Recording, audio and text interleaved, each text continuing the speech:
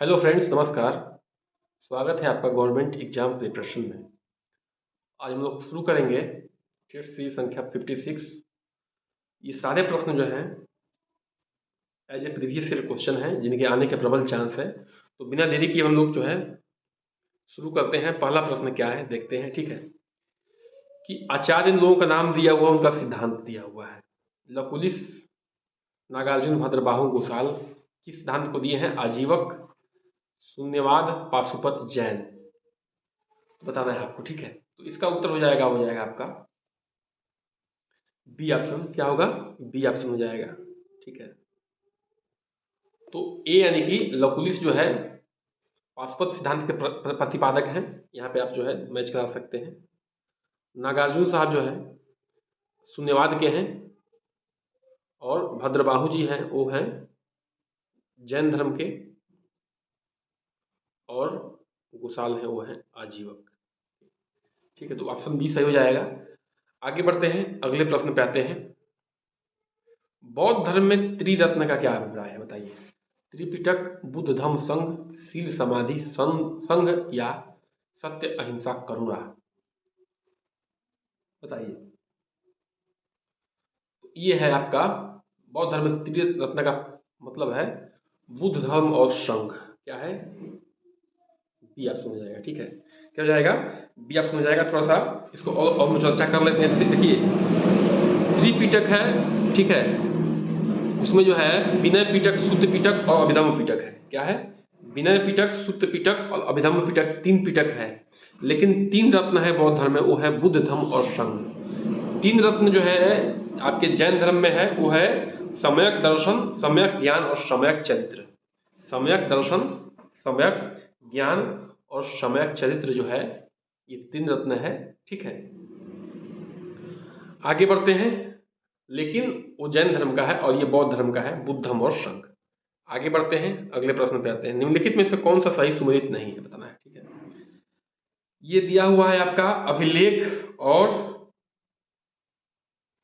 आपको जो है कौन शासक किससे संबंधित नहीं है बताना है आपको। ठीक है, तो नासिक का गौतमी पुत्र सही सुमेलित है। हाथी गुम्फा खारवेल सही है। हाथी गुम्फा का अभिलेख जो है खारवेल से मिला है। भीतरी का अभिलेख जो है पुलकेशिन द्वितीय से संबंधित नहीं है। ठीक है, तो यही क्या हो जाएगा? सही हो जाएगा। बाकी जो है गिरनार का रुद्रदामन प्रथम से संबंध है, तो सी का संबंध जो है सही नहीं मिल रहा है। देखिए, जो भीतरी है वो जो है भीतरी का अभिलेख जो है स्कंदगुप्त से संबंधित है। कहाँ से संबंधित है? भीतरी का अभिलेख जो है स्कंदगुप्त से संबंधित है। और जो पुलकेशिन द्वितीय है उसका जो है एहोल से संबंधित है। ठीक है, पुलकेशिन द्वितीय का संबंध किससे है? एहोल के अभिलेख से। ठीक है, एहोल के अभिलेख से। और भीतरी का संबंध जो है आपके भीतरी का संबंध वो है स्कंदगुप्त से। आगे बढ़ते हैं, अगले प्रश्न पर चर्चा करते हैं हम लोग। निम्नलिखित में से किस शासक ने विक्रमशिला विश्वविद्यालय की स्थापना की थी? गोपाल, देवपाल, महिपाल और धर्मपाल। बताइए। देखिए, ये जो है धर्मपाल ने ये किया था। ठीक है, धर्मपाल ने किया था।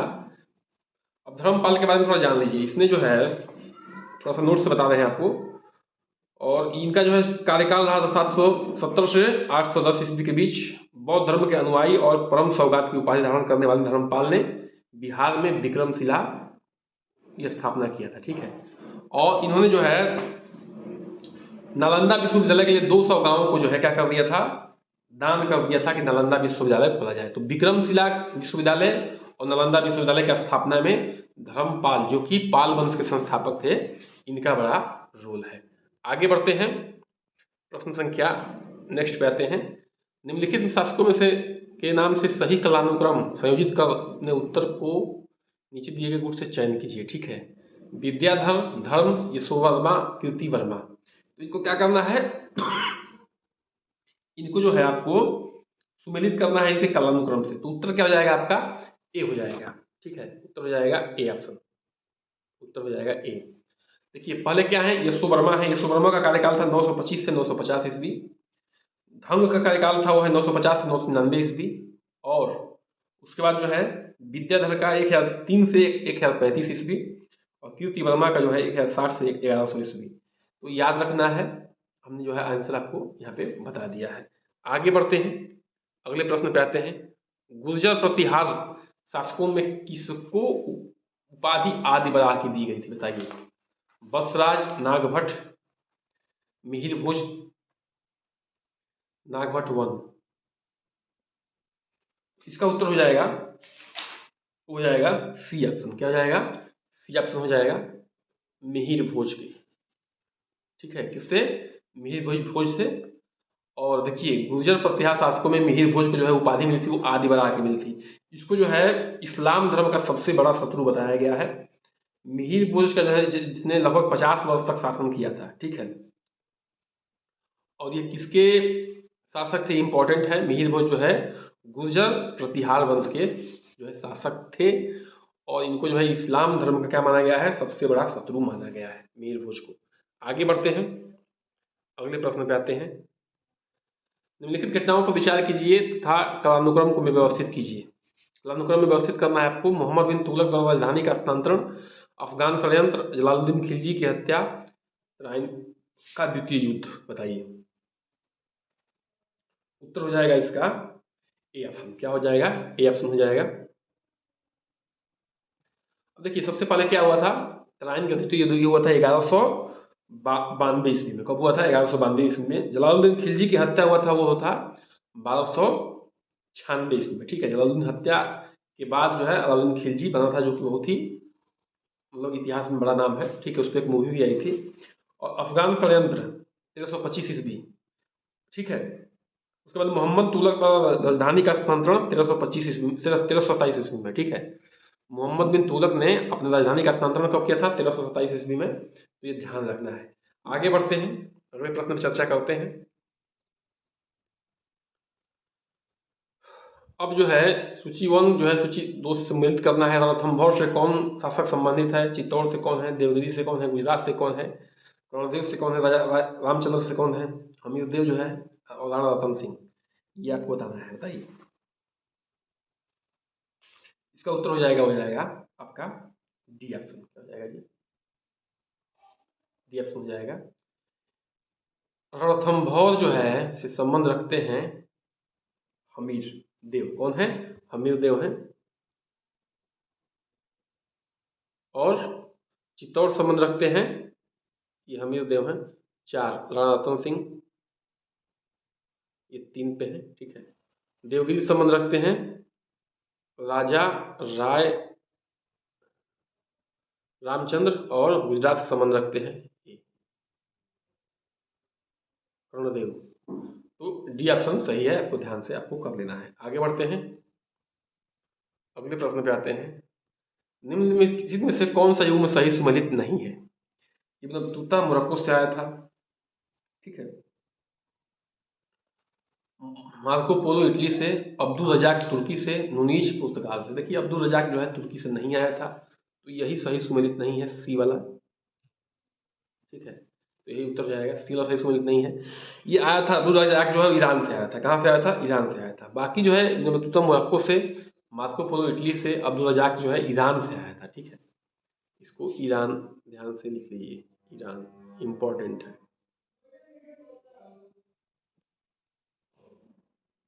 ठीक है, और नूनीज कहाँ से आया था? वो पुर्तगाल से। आगे बढ़ते हैं, अगले प्रश्न पे आते हैं। निम्नलिखित में से किस शासक ने दीवाने अमीर कोही विभाग की स्थापना की थी? बलबन, अलाउद्दीन खिलजी, मोहम्मद बिन तुगलक, या फिरोज शाह तुगलक?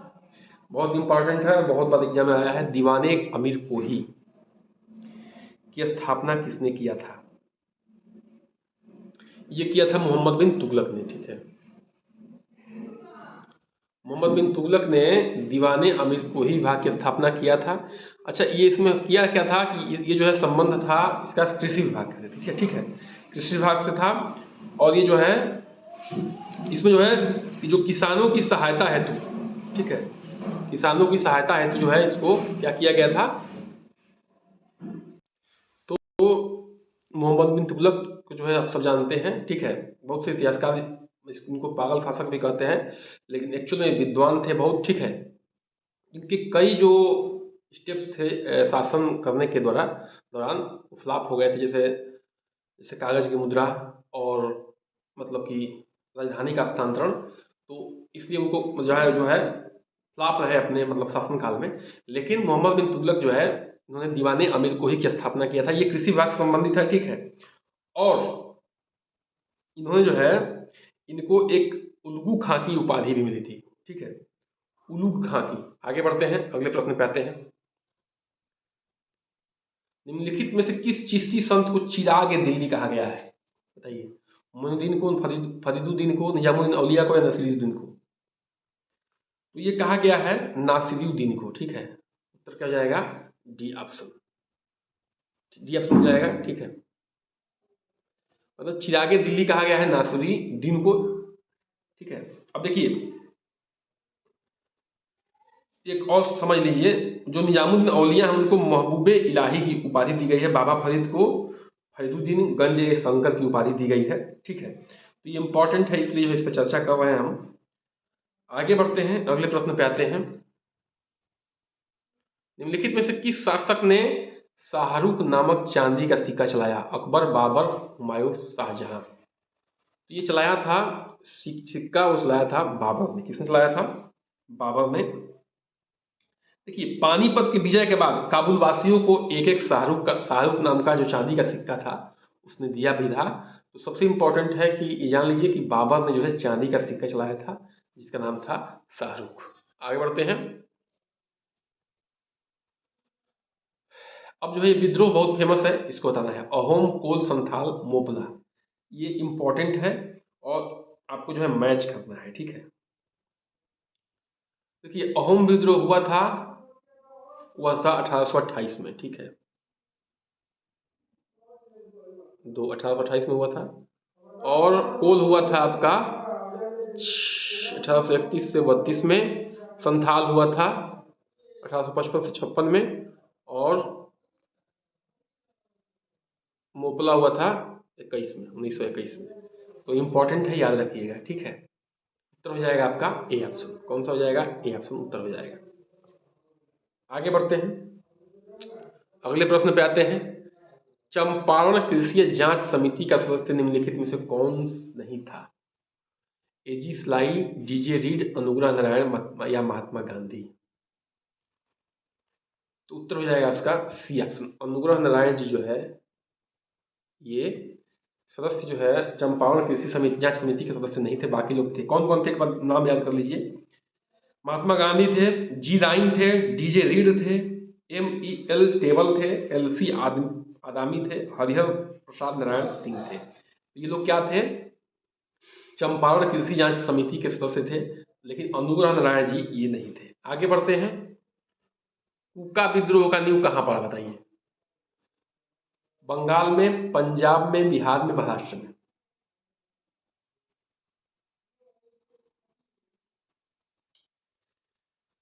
देखिए इसका उत्तर हो जाएगा आपका सी ऑप्शन, ठीक है। पंजाब में पड़ा था। कहाँ पड़ा था?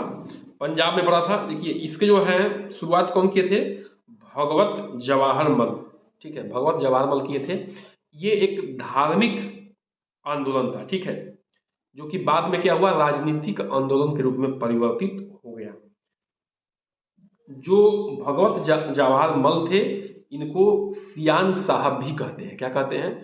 सियान साहब भी कहते हैं। तो कुका विद्रोह जो है पंजाब में भगवत जवाहर मल द्वारा शुरू किया गया था, ठीक है। शुरू में धार्मिक आंदोलन था लेकिन बाद में जो है राजनीतिक बन गया।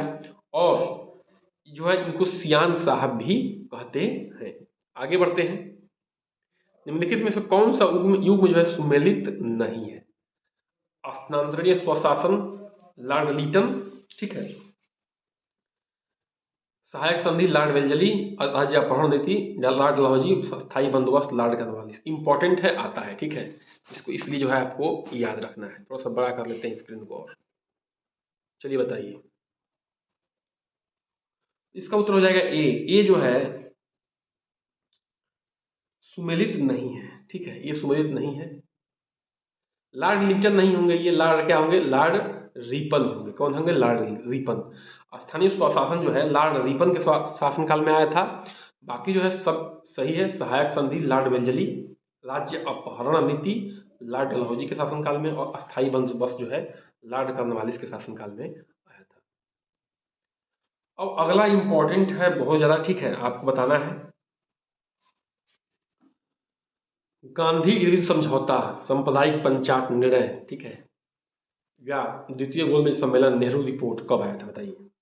इसमें जो है कालानुक्रम में सुमेलित करना है और इसको सुमेलित कीजिए।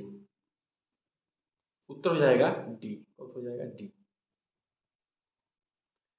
देखिए सबसे पहले क्या आया था? नेहरू रिपोर्ट। नेहरू रिपोर्ट कब आया था? 28 अगस्त 1928 को, ठीक है। उसके बाद गांधी इरविन समझौता हुआ था 5 मार्च 1931 को। द्वितीय गोलमेज सम्मेलन हुआ था 7 सितंबर 1 से 1 दिसंबर 1931 तक। और सांप्रदायिक पंचायत यानी कम्युनल अवार्ड आया था 16 अगस्त 1932 को। देखिए बहुत ही नजदीक नजदीक है, ये बार बार आपके एग्जाम में आता है, ठीक है। खासतौर से गांधी इरविन समझौता और द्वितीय गोलमेज सम्मेलन मार्च में है। गांधी इरविन समझौता 1931 में मार्च में, ठीक है। और सितंबर से लेकर दिसंबर तक जो है चला है द्वितीय गोलमेज सम्मेलन। आगे बढ़ते हैं। सुभाष चंद्र बोस के राजनीतिक गुरु कौन थे बताना है आपको, ठीक है। तो आसान है, जीके गोखले, सीआर दास, बीसी पाल या बीजी तिलक। तो उत्तर हो जाएगा सीआर दास साहब जो है क्या है, सुभाष चंद्र बोस जी के राजनीतिक गुरु हैं, ठीक है। और गोपाल कृष्ण गोखले साहब किसके हैं? वो है महात्मा गांधी जी के। आगे बढ़ते हैं। ऑपरेशन रूबिकान का वह कूट शब्द जो था जिसे भारत में ब्रिटिश शासन द्वारा निम्नलिखित में से किस संदर्भ में प्रयोग में लाया गया था बताइए।